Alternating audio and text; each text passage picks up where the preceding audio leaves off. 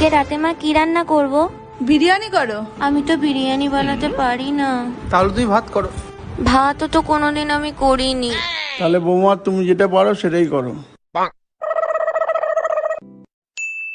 আচ্ছা মা, সোডার সাথে খাবে না জলের সাথে খাবে? সোডার সাথে।